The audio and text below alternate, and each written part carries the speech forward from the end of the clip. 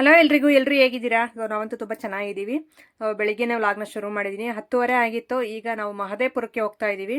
ಅಲ್ಲಿ ಅಷ್ಟೇ ಜಾತ್ರೆ ಇದೆ. ಹಾಗೆ ನನಗೆ ಒಂದು 2-3 ತಿಂಗಳಿಂದ ಒಂದು ಚಿಕ್ಕ ಪಾಪು ಕಾಲ್ ಮಾಡೋದು, ಇನ್ಸ್ಟಾಗ್ರಾಮಲ್ಲಿ ಮಾತಾಡ್ತಾ ಕೂತ್ಕೊಳ್ಳೋದು. ಸೊ ಆ ರೀತಿ ಅಂದರೆ ಅವ್ರಮ್ಮ ಮಾಡ್ಕೊಡೋದು ಫೋನು. ಆ ಹುಡುಗಿಗೆ ನಾನಂದರೆ ತುಂಬ ಇಷ್ಟ ಅಂತೆ. 24 ಗಂಟೆ ಬರೀ ನಾನು ವೀಡಿಯೋಸ್ ನೋಡ್ಕೊಂಡೇ ಇರ್ತಾಳೆ.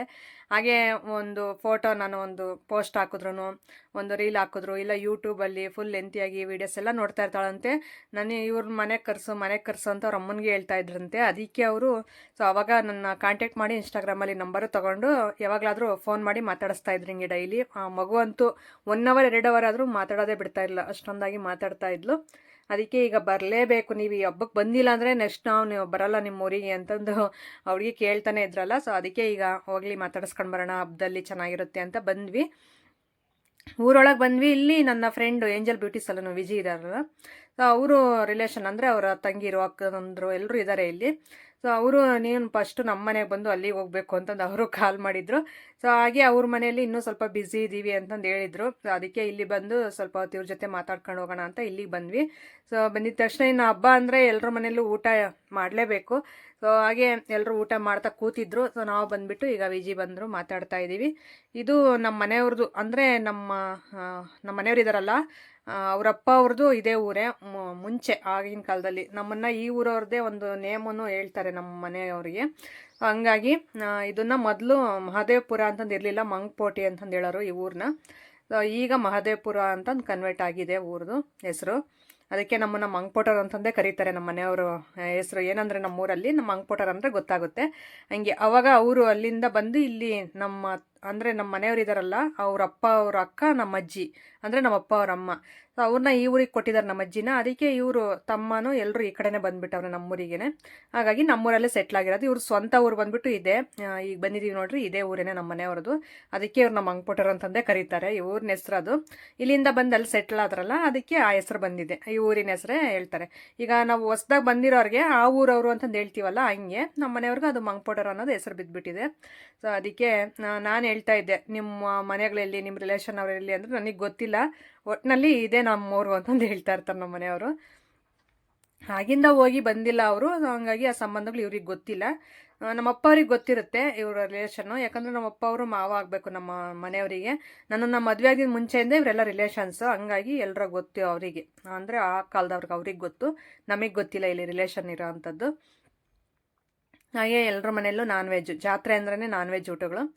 ಹಾಗಾಗಿ ಎಲ್ಲರೂ ಕುತ್ಕೊಂಡು ಈಗ ಮಾತಾಡ್ತಾ ನಾವು ಸ್ವಲ್ಪ ಊಟ ಮಾಡಿ ಇಲ್ಲಿ ಸ್ವಲ್ಪ ಫೋಟೋಸ್ ಎಲ್ಲ ಇಟ್ಕೊಂಡು ಮಾತಾಡ್ಕೊಂಡು ಇವ್ರ ಜೊತೆ ಮತ್ತೆ ನಾವು ಹೊರಟಿದ್ದು. ಅದೇ ಹುಡುಗಿ ಹೇಳಿದ್ನಲ್ಲ, ಚಿಕ್ಕ ಹುಡುಗಿ, ಒಂದು 3 ವರ್ಷ 4 ವರ್ಷ ಇರಬೇಕೇನೋ ಆ ಹುಡುಗಿಗೆ, ಇಲ್ಲ ಒಂದು 4-5 ವರ್ಷ ಇರುತ್ತೆ ಅಂದ್ಕೊಂಡಿದ್ದೀನಿ.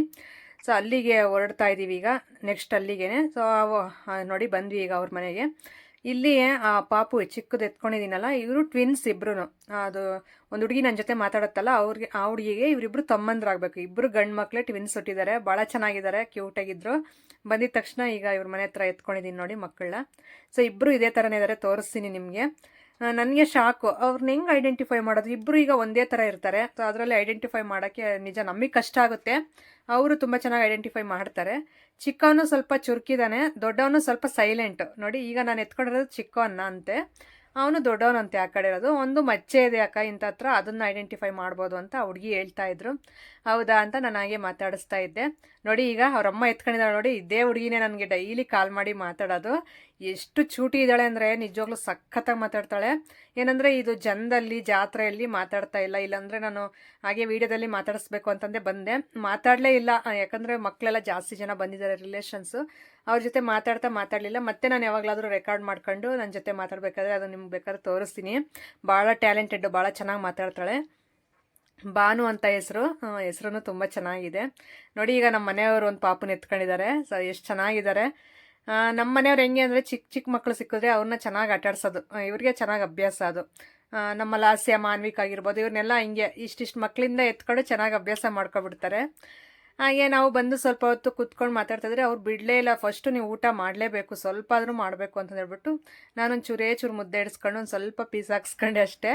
ಸೊ ಜಾಸ್ತಿ ತಿನ್ನೋಕ್ಕಾಗಲ್ಲ, ಅದೇನೋ ನಾನ್ ವೆಜ್ ನನಗೆ ಒಂದು 4-5 ಪೀಸ್ ಆದರೆ ಸಾಕು ಅಷ್ಟೇ, ಹೊಟ್ಟೆ ತುಂಬಿಡುತ್ತೆ. ಆ ರೀತಿ ಅದು ಅಭ್ಯಾಸ ಇಲ್ಲ ಮುಂಚೆಯಿಂದ ಜಾಸ್ತಿ ಆ ಥರ ತಿನ್ನೋದು. ಮುಂಚೆ ನಾನು ಬರೀ ತಿಳಿ ಸಾಂಬಾರಲ್ಲೇ ಊಟ ಮಾಡ್ತಾಯಿದ್ದೆ. ಈ ನಡುವೆ ಸ್ವಲ್ಪ ಆ ರೀತಿ ಪೀಸ್ ತಿನ್ನೋ ಥರ ಅಭ್ಯಾಸ ಮಾಡ್ಕೊಂಡಿದ್ದೀನಿ.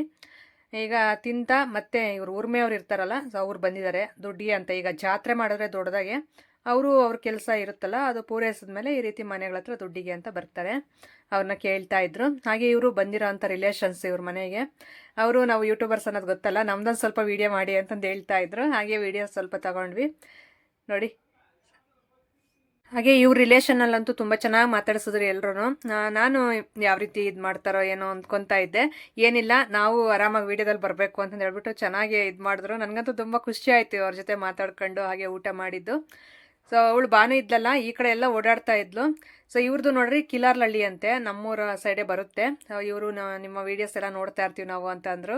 ಸೊ ತುಂಬ ಖುಷಿ ಅನಿಸುತ್ತೆ ಅಲ್ವಾ ಆ ರೀತಿ ಎಲ್ಲ ಮಾತಾಡ್ಸಿದ್ರೆ.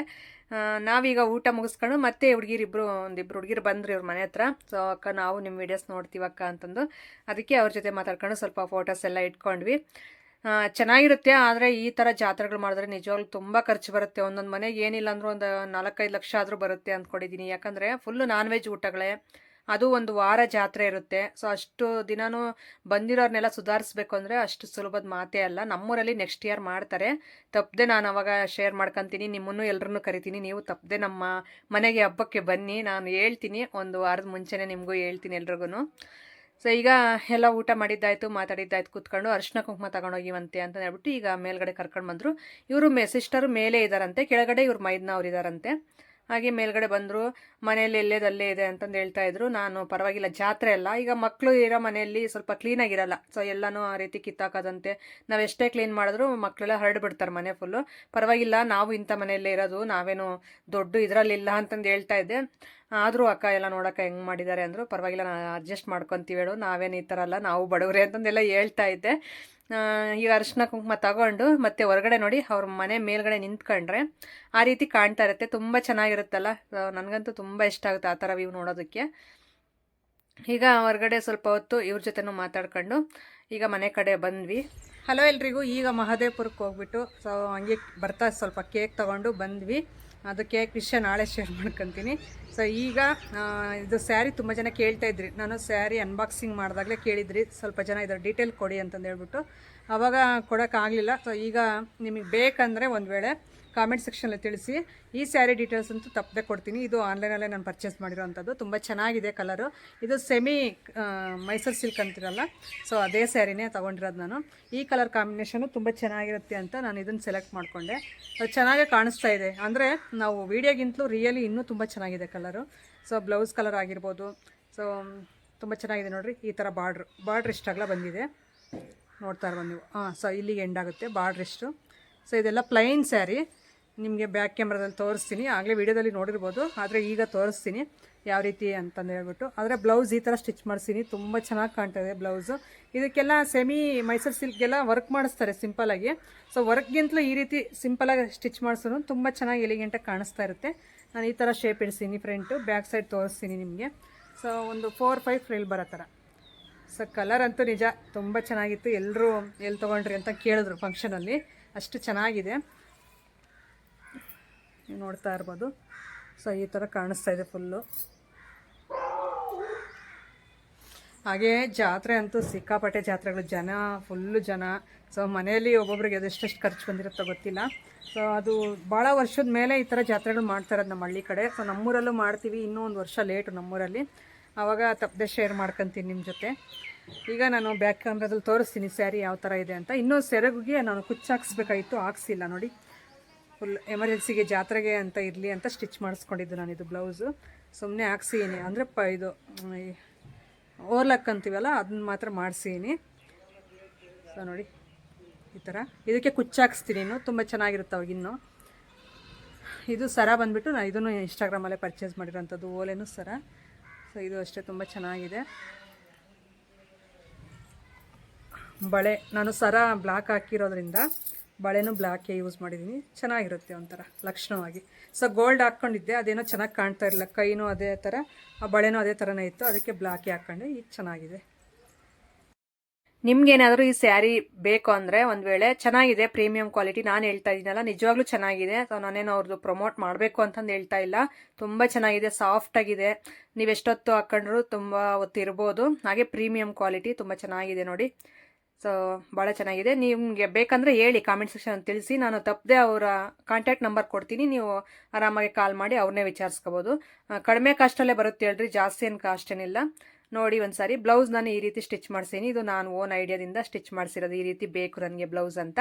ವರ್ಕೆಲ್ಲ ಮಾಡಿಸ್ಬೋದಾಗಿತ್ತು, ಸುಮ್ಮನೆ ಏನಕ್ಕೆ ವರ್ಕೆಲ್ಲ ಜಾಸ್ತಿ ದುಡ್ಡಾಗುತ್ತೆ ಅಂತ ಸಿಂಪಲಾಗಿ ಈ ರೀತಿ ಸ್ಟಿಚ್ ಮಾಡಿಸ್ಕೊಂಡೆ. ಇದನ್ನು ತುಂಬ ಚೆನ್ನಾಗಿ ಸ್ಟಿಚ್ ಮಾಡಿಕೊಟ್ಟಿದ್ದಾರೆ. ಸ್ವಲ್ಪ ಒಂದು 1/4 ಇಂಚಷ್ಟು ಡೀಪ್ ಜಾಸ್ತಿ ಆಯಿತು ಬ್ಯಾಕ್ ಸೈಡ್ ಅಷ್ಟೇ. ಅಷ್ಟು ಬಿಟ್ಟರೆ ಇನ್ನೇನು ಡಿಫಾಲ್ಟ್ ಏನಿಲ್ಲ ಬ್ಲೌಸ್ದು. ನೋಡಿ ಅಷ್ಟೇ, ಇನ್ನೊಂಚೂರು ಮೇಲೆ ಬಂದಿದ್ರೆ ಚೆನ್ನಾಗಿರೋದು. ಇಲ್ಲಿ ಅಡ್ಜಸ್ಟ್ ಆಗುತ್ತೆ, ಒಂಚೂರು ದಪ್ಪ ಆದರೆ ನಾನು ಸರಿ ಹೋಗುತ್ತೆ, ಆದ್ರೂ ಚೆನ್ನಾಗಿ ಕಾಣಿಸ್ತಾ ಇತ್ತು. ಸೊ ಇದಾಗಿತ್ತು ಫ್ರೆಂಡ್ಸ್ ಇವತ್ತಿನ ವಿಡಿಯೋ. ಈ ಸ್ಯಾರಿ ಡೀಟೇಲ್ಸ್ ಬಗ್ಗೆನೂ ಇದೇ ವಿಡಿಯೋದಲ್ಲಿ ಹೇಳ್ಬಿಟ್ಟಿದ್ದೀನಿ. ಸೊ ನಿಮ್ಗೆ ಬೇಕಂದರೆ ಪರ್ಚೇಸ್ ಮಾಡ್ಕೊಳ್ಳಿ, ಕಾಮೆಂಟ್ ಮಾಡಿ, ನಾನು ಅವ್ರ ಕಾಂಟ್ಯಾಕ್ಟ್ ನಂಬರ್ ಕಳಿಸ್ಕೊಡ್ತೀನಿ. ಸಿಗೋಣ ನಾಳೆ ಒಂದು ಒಳ್ಳೆ ವ್ಲಾಗ್ ಮುಖಾಂತರ. ಅಲ್ಲಿವರೆಗೂ ನಮಸ್ಕಾರ ಸ್ನೇಹಿತರೆ, ಟೇಕ್ ಕೇರ್, ಬಾಯ್.